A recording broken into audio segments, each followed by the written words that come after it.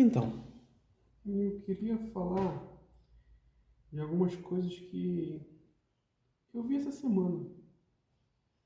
Eu tava pensando, né, sobre as refeições. Porque agora eu vou pensar que é meio doido essa coisa da gente ter 3 refeições no mínimo, né? Café, almoço e janta. Onde será que veio isso? Porque quando eu tento imaginar, assim, a época dos caçadores-coletores, né? Imagino que o fluxo ali, a frequência de comer não fosse algo tão certinho assim, né? Porque putz, às vezes você caça e aí tem demais, às vezes você não caça, não consegue achar e falta. Então eu acho que devia ter um pouco dessa ótica aí de, cara, intermitência de quando come, como não come, né? E eu fico curioso para saber como que a gente saiu disso, né? Passando ali pela Revolução Industrial para esse negócio de, cara, tem 3 refeições certinhas todos os dias. Me parece estranho. Aí eu tava vendo um vídeo, eu não sei aonde, cara, mas era o cara falando sobre o café nos Estados Unidos, o café da manhã, né, no caso, né, o breakfast, que em inglês é o break e fast, né, o quebra-jejum, aí fica breakfast. Que não existia muito essa cultura de café da manhã, né, e tudo mais. E segundo ele, parecia um pouco conspiração, mas deve ter um fundinho de verdade. A indústria ali de criação de animais e tal estava querendo crescer demanda. Que é isso que eles fazem, né? Sempre fica inventando coisa para poder vender mais, fazer mais, mesmo quando já está saturado o mercado. E aí eles começaram a fazer essa propaganda aí de bacon e ovo no café da manhã, né? Que é um café da manhã muito típico lá dos Estados Unidos. E começou a crescer a demanda de bacon e ovo, até que o negócio se estabeleceu como uma referência, né? Começaram a criar essa coisa de o café da manhã, a refeição mais importante do dia.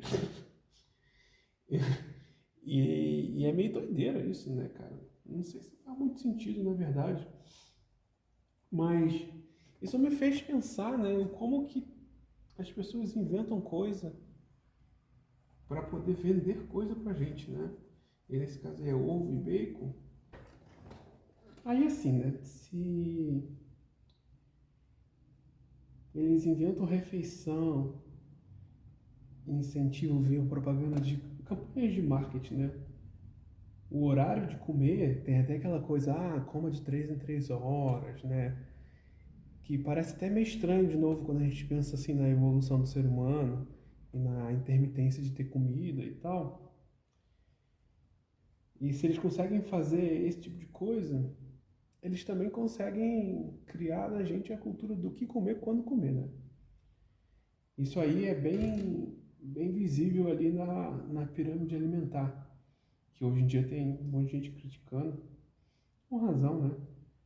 Que a base é muito pão, muito carboidrato, né? E meio que demoniza a gordura, bota a gordura lá em cima e tal. Mas eles também criam comida, né? Que inventam comida pra gente comer. Tipo as comidas industrializadas, sei lá, pega um Cheetos da vida, super amarelo, com aquele aroma forte. E cor, aroma, são coisas que a gente usa naturalmente para desenvolver nosso interesse em comida, né? Normalmente, uma fruta mais cheirosa, ela vai ser mais gostosa do que uma fruta que tem um cheiro mais fétido. A cor chama mais atenção, né? Então você pega uma laranja brilhando ali no meio do verde, então chama a atenção e foi assim que a gente foi desenvolvendo a nossa relação com a comida. Só que o que acontece? A galera querendo vender mais comida usou esse hacker aí, né, a um extremo. Então, hoje em dia, as comidas industrializadas, algumas são gostosas, eu como também. Não tem nenhum, não estou querendo demonizar ou dizer que é bom ou ruim. Não estou nem triste com isso, né, mas é só uma constatação. Eles foram pegando esses elementos que fazem a gente gostar da comida e se viciar e foram aumentando quantidade de gordura, aroma forte, cor forte, a embalagem, a facilidade. E tudo isso para vender mais, né? Você pega uma indústria tipo uma PepsiCo da vida, que faz salgadinhos e refrigerantes. O objetivo dele no final do dia da empresa é dar mais retorno para o acionista. Como que dá mais retorno para o acionista? Vendendo mais e reduzindo o custo. É basicamente isso. Vende mais criando novos produtos, vende mais tornando o produto mais viciante, reduz custos no tamanho da embalagem, usando matéria-prima cada vez mais barata, ou que muitas das vezes significa matéria-prima cada vez pior, né? E a gente cria um produto que é extremamente viciante, igual o TikTok é viciante pra caramba pra nossa mente, a comida é viciante pra caramba. E não é que de fato eles estejam se importando com a qualidade nutricional ou com a qualidade da nossa alimentação, né? É muito. Eu acho muito fácil argumentar que essas indústrias, inclusive, não têm o consumidor como o principal foco deles, né? O foco deles é fazer dinheiro. E se no meio do caminho você vai deixando uma legião de pessoas obesas, gerando doenças e tudo mais, inclusive nas nossas crianças, né? Porque começa a comer doce, começa a comer biscoito desde muito cedo, eu fui um desses. Para eles tanto faz, cara. O importante é gerar dinheiro. Eles usam a máquina da propaganda, né? Para poder ficar reforçando em você e esquecendo aí que, putz, o negócio não faz bem, né? Não é de fato o que vai fazer melhor pro seu corpo. Não é que você precise nunca comer esse tipo de coisa, né? Você vai comer um hambúrguerzinho do McDonald's, é gostoso, pô. Tá legal. Mas o negócio seria achar um equilíbrio. E aí isso, se a gente não sabe, né? Se tem dúvidas sobre a frequência, quando comer, porque tudo foi incentivado aí pela indústria para vender mais. O que comer aqui, igualmente foi incentivado pela indústria para poder vender mais. É muito difícil saber como se criar uma relação com a comida, né? E você vai procurar a informação, tem fulaninho de tal, renomado, com PhD, livro publicado e não sei o quê, que diz que tem que ser vegano, porque o resto não presta. Aí você vai no outro canal, fulaninho renomado, com PhD, com livro, um monte de seguidor que diz que tem que comer só carne vermelha, legume não presta. E aí fica essa confusão, essa batalha de diferentes perspectivas sobre alimentação, que torna ainda mais difícil, né, o empoderamento e a escolha correta assim, do que comer, quando comer e tal. E não tem muito o que fazer, né? No final do dia, é uma questão de experimentação pessoal, tanto com horário e frequência,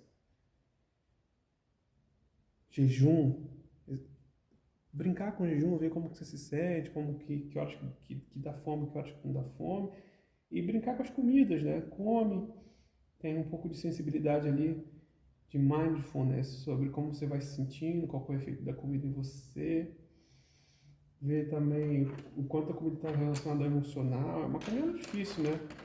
Mas que, independentemente do lado que for, se você for tentar desenvolver uma nova relação com a comida, não dá para depender das propagandas das indústrias de alimentos. E aí não é nem coisa de complô, não, mas essas propagandas são tão embutidas, né? Esses mitos sobre comida são tão embutidos que você vai encontrar nutricionistas que pregam e passam isso para os pacientes até hoje, sabe? E nutricionistas diferentes falando coisas radicalmente diferentes. Um fala, putz, pode pular o café da manhã, não tem problema, você vai estar em jejum, seu corpo está acostumado a pensar em jejum. O outro fala, jamais pule o café da manhã, porque você vai ter muita fome na outra refeição, não sei o quê. E, mano, é uma bagunça mesmo. Mas é bem curioso, né, pensar nessa ideia de que, putz, a gente está aí à mercê do que as pessoas falam que é certo, e isso está muito desenvolvido no quanto de dinheiro foi investido em marketing para fazer a gente acreditar nisso. Uma coisa que eu estava pensando, né? A indústria não tem a gente como foco. O foco do cliente, isso é só uma piada, né? Isso não existe. A ideia é vender mais, gerar mais dinheiro, para dar mais dinheiro para quem já tem dinheiro. É isso.